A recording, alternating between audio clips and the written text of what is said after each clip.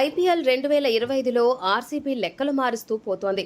ఇతర జట్టు తమతో పెట్టుకోవాలంటే ఇతర జట్టు భయపడేలా చేస్తోంది. స్టన్నింగ్ బౌలింగ్, థండర్ బ్యాటింగ్తో అపోజిషన్ టీమ్స్కు వణుకు పుట్టిస్తోంది. ఈ గెలుపుతో ఆర్సీబీ గత మ్యాచ్లో పంజాబ్ చేతిలో ఎదురైన పరాభవానికి ప్రతీకారం తీర్చుకుంది. ఇరు జట్ల మధ్య 2 రోజుల కిందటే బెంగళూరు వేదికగా మ్యాచ్ జరగగా ఆ మ్యాచ్లో పంజాబ్ ఆర్సీబీని చిత్తుగా ఓడించింది. ఈ గెలుపుతో ఆర్సీబీ పాయింట్ల పట్టికలో పంజాబ్ను వెనక్కు నెట్టి 3వ స్థానానికి ఎగబాకింది. ప్రస్తుతం గుజరాత్, ఢిల్లీ, ఆర్సీబీ, పంజాబ్, లక్నో తలో 10 పాయింట్లతో టాప్ 5లో ఉన్నాయి. ఈ మ్యాచ్ విషయానికి వస్తే ఇవాళ పంజాబ్ కింగ్స్ ను ఓ పట్టు పట్టింది కోహ్లీ టీం. 7 వికెట్ల తేడాతో అయ్యర్ సేనను వాళ్ళ సొంత గడ్డపై చిత్తుగా ఓడించింది బెంగళూరు.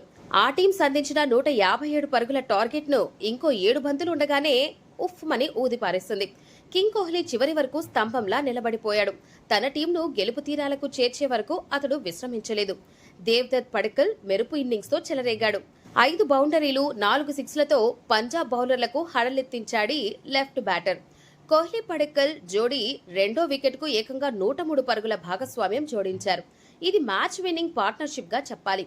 ఆఖర్లో పడిక్కల్, పాటిదార్ అవుట్ అయిన జితేష్ శర్మతో కలిసి గెలుపు లాంఛనాన్ని పూర్తి చేశాడు కోహ్లీ.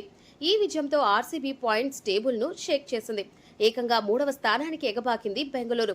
కాగా హోమ్ గ్రౌండ్ లో ఓడుతూ వస్తున్న ఆర్సీబీ ఇతర గ్రౌండ్స్ లో మాత్రం విజయాల మోత మోగిస్తోంది. ఇప్పటికే ఈడెన్ గార్డెన్స్, వాంఖడే, చెపాక్, జైపూర్లో నెగ్గిన కోహ్లీ టీం ఇవాళ చండీగఢ్ లోనూ నెగ్గింది. తద్వారా అవే గేమ్స్ లో తమకు ఎదురులేని ప్రత్యర్థులకు డేంజర్ సిగ్నల్స్ పంపించింది. పంజాబ్ తో జరుగుతున్న మ్యాచ్ లో హాఫ్ సెంచరీ పూర్తి చేసిన కోహ్లీ ఐపీఎల్లో అత్యధిక 50+ స్కోర్ చేసిన ఆటగాడిగా చరిత్ర సృష్టించాడు.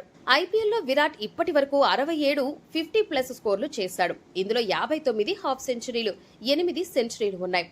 ఐపీఎల్లో 2 అత్యధిక 50+ స్కోర్లు చేసిన రికార్డు డేవిడ్ వార్నర్ పేరిట ఉంది.